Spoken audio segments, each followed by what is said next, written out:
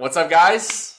We got a fun little video here today. We are going to be ranking the most popular diets in a tier list. So here in the year of our Lord, 2023, I have brought together all of the most popular diets, and I will be ranking them from worst to best.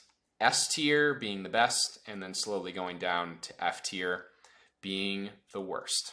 And of course, this is the definitive diet list. There's no other answers to this. If you disagree with me, you're wrong. Only joking. But I hope you have fun with this video, and let me know where I might have gotten it wrong. And please let me know if you have any other ideas for tier list videos, because I'm planning on making some more. But let's go ahead and get started. First off, we got the Atkins Diet. The Atkins Diet is very interesting because it kind of paved the way for low carb eating in the Western world. It kind of popularized it. And a lot of people saw great success with the Atkins diet, especially if people were trying to lose weight or manage their blood sugar and insulin. It is a little bit higher carbohydrate and a little bit higher protein than a ketogenic diet, but that doesn't mean that you can't still see results. Long-term feasibility, this diet is awesome. I would say it's kind of held back a little bit by its healing ability because it's not committing fully to being in ketosis and other more intense low carb diets. But otherwise, I think this diet is great. I mean, it seriously can be so helpful to many people if they're trying to regulate their blood sugar and insulin and lose weight. I mean, it's really, really going to be helpful in that regard. So because of that, we're going to put it in like the highest of B tiers. I think we can put it safely in the B tier. Next up, we have the low fat food pyramid.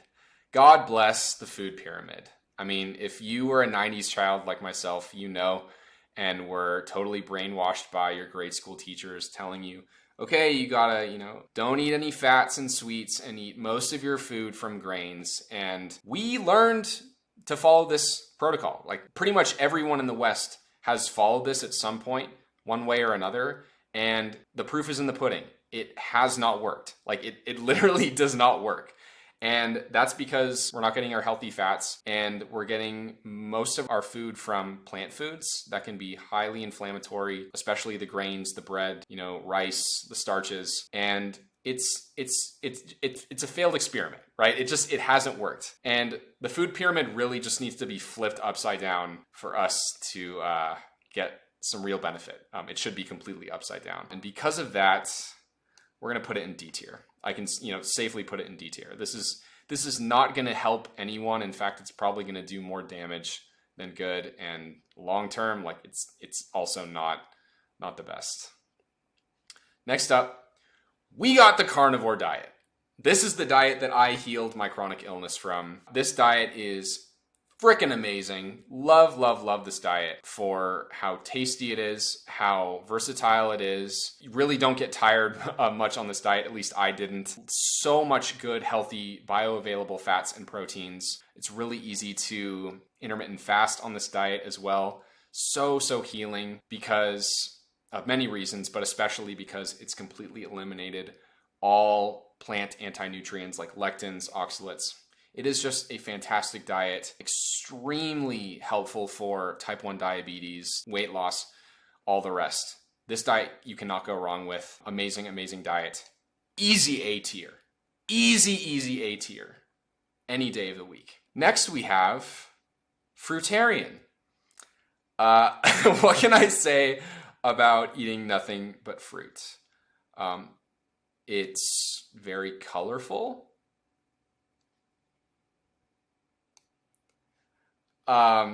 Moving on, we have gluten-free. Gluten-free diet it's okay. I mean, it's decent. It's definitely one of the first steps that people take when they are wanting to overcome some chronic illness, maybe some skin issues, maybe they're celiac and so they'll have some serious reactions. So eliminating gluten from the diet can be really, really helpful for your gut health.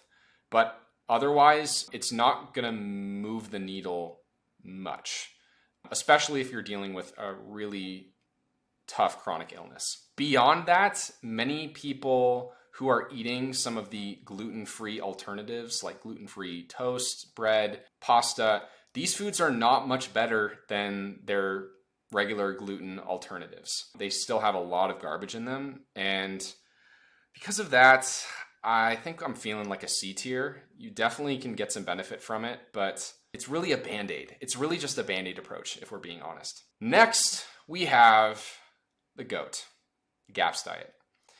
This diet is amazing. This is the easiest S tier, no questions asked. Because of how versatile it is, there's so many different phases. And of course, I'm kind of lumping them all together, which might be cheating. But the Gaff's diet is so powerful because it incorporates very healing meat broth with its protocol. And incorporating the meat broth really allows the gut villi that might be damaged in someone with chronic illness to make dramatic results, dramatic progress. It's incredibly versatile in healing because you can go from phase to phase. You can go from the GAPS intro diet to full GAPS to no plant GAPS diet, which is basically carnivore. If you want to do a juice cleanse or liver gallbladder GAPS milkshakes, you can do that. It's all so comprehensive and addresses any different condition that might be out there. There's a reason why the most difficult cases of chronic illness end up on the GAPS diet, and that's the last thing that they end up doing and needing because it works. Like, it really works. Long-term feasibility, like, you can eat this diet for the rest of your life and be so happy. It's just amazing, amazing diet. This is what everyone in the world should be eating. No questions asked. This is the way to go.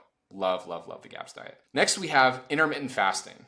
And of course, intermittent fasting on its own is a lack of food, so it's not really a diet. You can kind of incorporate it with any diet. But for just this space, for this case, we're going to be assuming that this person is eating a pretty standard diet. Like, this is just an average person adding in intermittent fasting to their diet. And yeah, I mean, intermittent fasting is great. It can be so helpful for giving the digestive system a time to rest and heal, for lowering inflammation, regulating blood sugar and insulin levels. It's really quite a useful tool in any protocol, any diet. But otherwise, if somebody is chronically ill, really sick, it's not going to make enough of a difference to really heal that person. And because of that, I think we can safely put it in C tier. Adding it on to any other protocol, like I said, amazing. But by itself, it's pretty average. Next up, we got the keto diet. Keto is very controversial, of course. You probably either love it or appreciate it, or you absolutely hate and despise it. It's very polarizing, for sure. But I think there's a lot of brilliance behind the keto diet. Seriously, like it's so useful for so many conditions, especially related to the immune system, to the nervous system, to managing mental health, eliminating brain fog, mental clarity, all those things. It's such a useful tool. Also, for diabetes, for PCOS, it is just, it's really important for you to get that metabolic flexibility by not only burning glucose and, going into burning ketones. There's a lot of wisdom in the ketogenic diet. And I know, it's not going to be perfect for everyone, especially like someone for me. I tend to be someone who my body prefers being in glucose burning mode, but I was in ketosis for a long time. I felt really good when I was on it. And yeah, it's pretty brilliant, honestly. Like it's really good. And for that reason, it's going in A tier underneath carnivore. Really great diet. Next up, we got low oxalate or lectin-free paleo. We'll basically say that this is a paleo diet without the most inflammatory plant anti-nutrients. And yeah, I mean, this diet is great. Somebody who's dealing with a lot of chronic gut inflammation, maybe they have some skin conditions like eczema, this is going to be really helpful, and they'll probably see tremendous benefit immediately by going on a diet like this. Again, if somebody is really sick, this is not going to do everything, but you'll probably see a lot of great results. Something you can do long-term as well would be really smart. Because of that, we'll put it in B tier. I think it's a solid B for sure. Next, we've got the Mediterranean diet.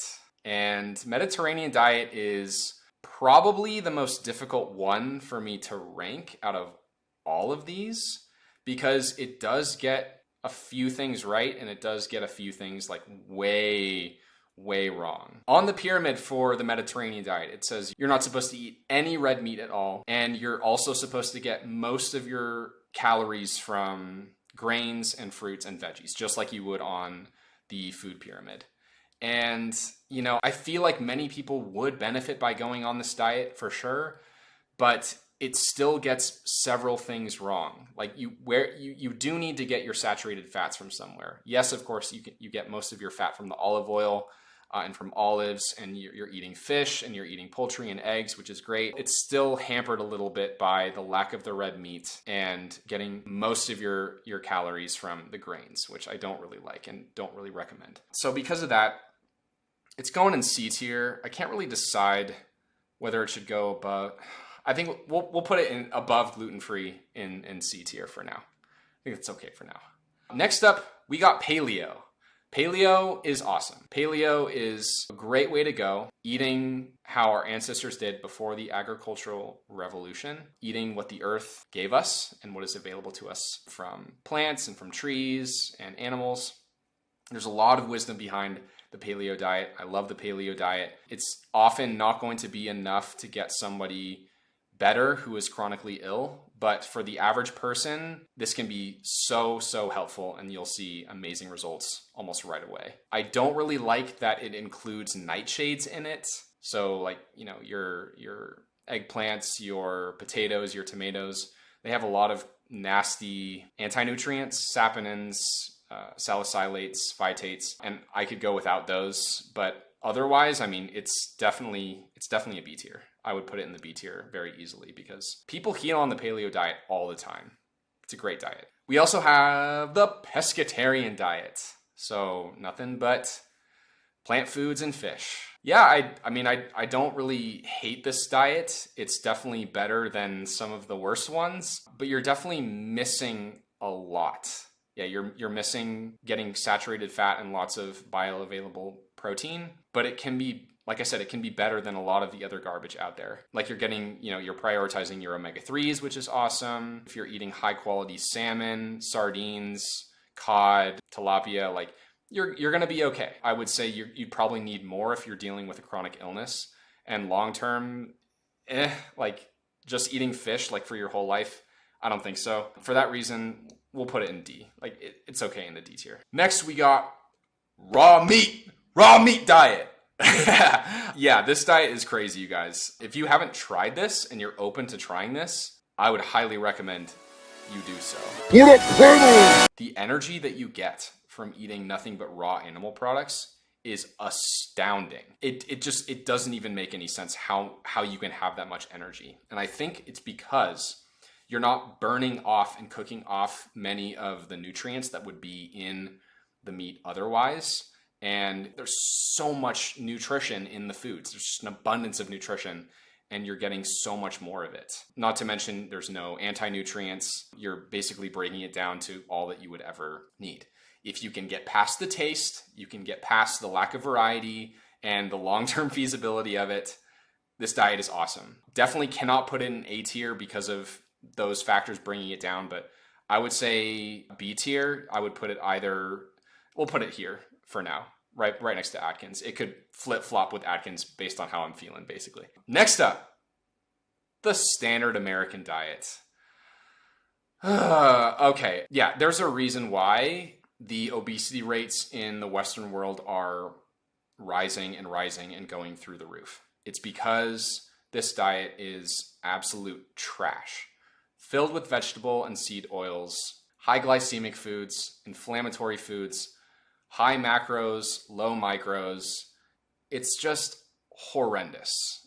There's no reason why we should be eating this way. It's really quite dangerous and scary. There's nothing worse than the standard American diet. Like literally anything is better than eating pizza and McDonald's and French fries. Like that, there's nothing worse that you could eat at all. It's as bad as it can get. So anything is better than the standard American diet, including the vegan diet. We can slot the vegan diet right here. The vegan diet is still trash. You're not going to get vitamin B12. You're not going to get saturated fat, bioavailable protein. If you're eating a raw vegan diet, you are going to be heavily exposed to oxalates and lectins that can absolutely trash your digestive system. And the variety is just garbage. The taste is garbage. It's a bad diet. But it is still better than the standard American diet because you're eliminating seed oils and a lot of the other inflammatory foods. And that explains why many people actually heal and get better on the vegan diet going from the standard American diet. So there's that, at least, you could say. We also have vegetarian diets, which I can comfortably put that in the E row because it's better than the vegan or fruitarian diet and the standard American diet because it's cleaner than the standard American diet, and it has the potential for eggs and some dairy as well, depending on how strict you want to be. That's going to give you a bit more variety, a bit more potential for healing. You've got more fat and protein in the diet, which you definitely need to make healthy cells. And for that reason, it's a bit better, still not so good. Not my number one choice for a diet, that's for sure.